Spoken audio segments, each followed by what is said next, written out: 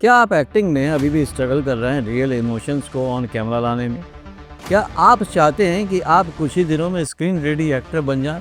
तो बिल्कुल बन सकते हैं आप best seller acting method switch on switch off के इस फॉर्मूले से, क्योंकि आज के वीडियो में मैं बताने वाला हूं फिल्मी फंडे पे। हेलो फ्रेंड्स, वेलकम टू फिल्मी फंडे, John films academy, the practical film school. मैं हूं आपका अवार्ड विनिंग फिल्म गुरु वीरेंद्र राठौर और आप देख रहे हैं बॉलीवुड का Google channel films YouTube channel. आज के जो वीडियो में मैं आपको की एलिमेंट बताने वाला हूं जो हर एक्टर को पता होनी चाहिए। अल्टीमेट गाइड है, गेम चेंजर है। इस वीडियो को बस अगर आपने देख लिया तो आप रियल टाइम इमोशन कभी भी कहीं पर भी दे पाएंगे।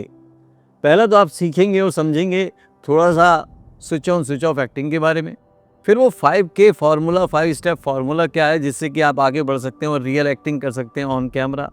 इसके साथ साथ आपको पता चलेगा कि चूँकि की एलिमेंट हैं एक्टिंग में ऑन कैमरा, वो क्या क्या होते हैं, कैसे आप भी एक switch on switch off actor बन सकते हैं कैमरे के सामने।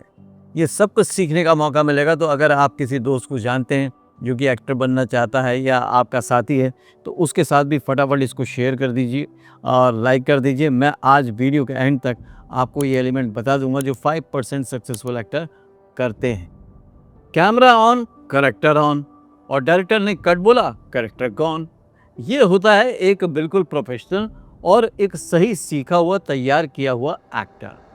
अदरवाइज क्या होता है, आप कंफ्यूज हो जाते हैं कि क्या करें और क्या ना करें।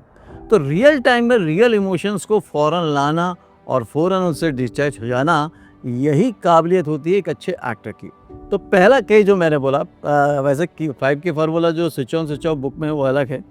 पहला के है आपका किरदार, आपका कैरेक्टर क्या है, उसकी इमोशनल स्टोरी क्या है, इमोशनल जर्नी क्या है, उसका नेचर कैसा है, वो कहानी में कर क्या रहा है, कहानी में उसका आउटपुट क्या है, या उस सीन में उसका आउटपुट रिजल्ट क्या होने वाला है, वो किस तरबियत का आदमी है।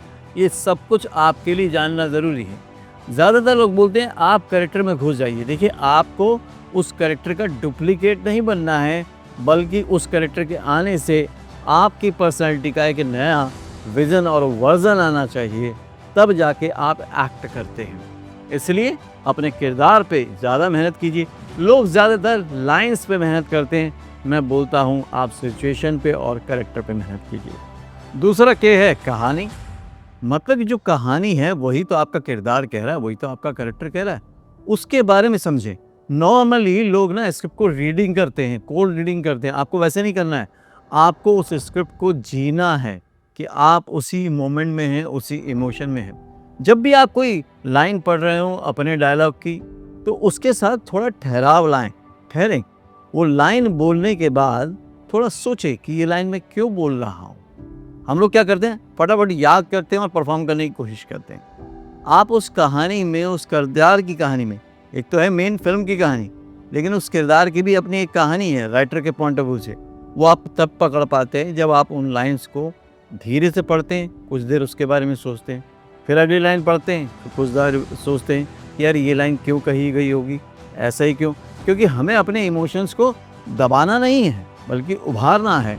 तो अगर लाइन को हमने एक राइटर के पॉइंट ऑफ व्यू से समझ लिया तो हम उसको अच्छे से उभार पाएंगे। आपको जब भी डायलॉग मिले या स्क्रिप्ट मिले, उसको जब पढ़ें तो पढ़ने के साथ साथ उसको जिए, उसमें अपना समय दें। जितना ज़्यादा समय आप समझने पे देंगे, उतना कम समय आपको परफॉर्मेंस के लिए लगेगा, और जो रिज़ल्ट होगा वो होगा आपके सिलेक्शन वाला। फिर सबसे इम्पॉर्टेंट पॉइंट है क्रिया। एक्शन क्या है? क्योंकि जब आप बोल रहे होंगे डायलॉग, तो आपकी बॉडी भी तो कुछ कर रही होगी। आपकी आँखें, आपका face including head, body gesture कुछ ना कुछ तो कर रहा होगा। अगर वो बॉडी रिएक्ट नहीं कर रही है द सेम वे जो आपकी लाइंस हैं, जो आपके इमोशंस हैं, तो वहाँ पर गड़बड़ हो जाएगी। आपकी परफॉर्मेंस बिल्कुल आउट ऑफ सिंक लगेगी। ऐसा लगेगा ही नहीं कि आप परफॉर्म कर रहे हैं, उसमें लाइवनेस नहीं होगी। उसको नहीं बोलते हैं switch on switch off actor. आपको बस ये ध्यान रखना है कि जो डायलॉग आप बोल रहे हैं उसका रिएक्शन बॉडी से भी आने दीजिए। जैसे मान लीजिए आपको गुस्सा आ रहा है और आप किसी को झापड़ मारने वाले, तो आप पहले क्या करेंगे, मार दूंगा, ये पहले आएगा। मतलब बॉडी को पहले रिएक्ट करने दें और उसके साथ अपने वोकल को जमा दें। जो आपके इमोशन है, आप देखिए आपकी एक्टिंग में कितनी जान आ जाएगी। ये वो टिप्स हैं, ये वो ट्रिक्स हैं जो कहीं भी एक्टिंग में नहीं बताई जाती। सीधे सीधे बोलते हैं लाइन बोलो और लाइन के बाद बॉडी लैंग्वेज करो, बॉडी लैंग्वेज को ठीक करो, दुरुस्त करो। अब आप लोग नए लोग होते हैं, समझ नहीं पाते कि कैसे दुरुस्त करें, इसलिए with the demo, with the example मैं आपको समझा रहा हूँ कि ये आप कैसे कर सकते हैं। सबसे इम्पोर्टेंट पॉइंट है मास्टर योर क्राफ्ट।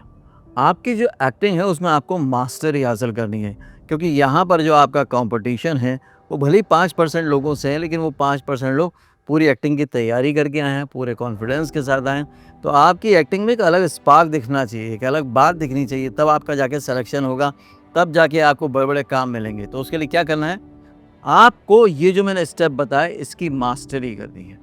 पूरी तरह से इसकी मास्टरी करने के लिए क्या करना है, बार बार प्रैक्टिस करना है।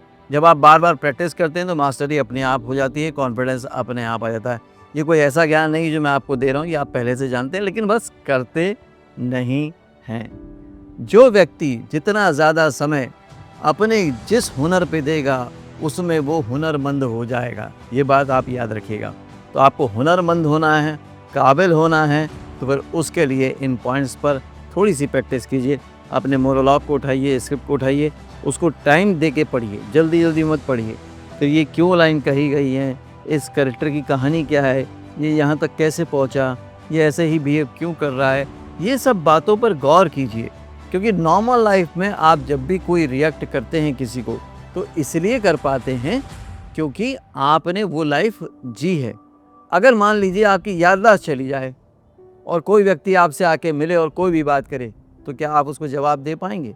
क्या आप उसके साथ इमोशनल प्ले कर पाएंगे? बिल्कुल नहीं, क्योंकि आपको कुछ याद ही नहीं है। अब इस कैरेक्टर के बारे में भी पहले आपको कुछ मालूम ही नहीं था, कहानी के बारे में कुछ मालूम ही नहीं था, अभी पता चला है। तो आपको उसको और ज़्यादा प्रोटेक्ट करना है, पूरा कवच लगा देना है उस कैरेक्टर का अपने इर्द गिर्द कि भाई ये कैरेक्टर मेरे साथ रहे, चलते फिरते उठते बैठते बस यही सोचें ये कैरेक्टर में ये वाली बात है, ये बहुत मुस्कुराता है, बहुत शांत है, बहुत गुस्से वाला है, ये ऐसा क्यों करता है, इसके पीछे राज क्या है, ये इस बात से घृणा क्यों करता है, इस बात को सही क्यों समझता है। ये सारे सवाल अपने आप पूछते जाइए, जवाब आपको मिलता रहेगा। और बार बार अपने डायलॉग को पढ़ते रहिए, याद तो वह अपने आप हो जाएगा। सबसे ज़्यादा जो एक्टर गलती करते हैं वो याद करने में समय देते हैं, लेकिन कैरेक्टर को, कहानी को, मोनोलॉग को समझने में 5 मिनट भी नहीं देते। आपने अगर कायदे से 10 मिनट दे दिए, फिर देखिए डायलॉग कैसा याद होगा, फिर डायलॉग कैसा परफॉर्म होगा, आप खुद हैरान हो जाएंगे अपनी परफॉर्मेंस को देखते हुए। मेरा हमेशा से ये मानना रहा है, कोशिश रही है कि मैं आपकी लाइफ में आपके जो एक्टर को है उसको जगा के रखूं, उसको थोड़ा सा सिखाता रहूं, उसको थोड़ा सा बताता रहूं। जब भी आप आएँ फिल्म इंडस्ट्री में या अपने शहर से, घर से तैयारी शुरू करें, तो आप इतने तैयार होने चाहिए कि आपके ऑडिशन को कोई रिजेक्ट ही ना कर पाए। इसके लिए आप ऑनलाइन ट्रेनिंग भी ले सकते हैं, गाइडेंस भी ले सकते हैं, स्क्रीन पर दिया हुआ नंबर है। अपने करियर को अगर आप सीरियसली नहीं लेंगे, अपने सपनों को बनाने के लिए अगर रास्ते पे आप नहीं चलेंगे, तो कोई दूसरा चल के आपके सपने पूरे नहीं करने वाला। आपको ही सीरियसली होना पड़ेगा, आप ही को एक्शन लेना पड़ेगा, तब जाके एक आपकी भी कहानी बढ़ेगी जो कि होगी सफलताओं से भरी हुई। इस वीडियो में इतना ही, अगले वीडियो में फिर से मिलता हूँ। तब तक के लिए देखते रहिए, सीखते रहिए, जमे रहिए। All the very best.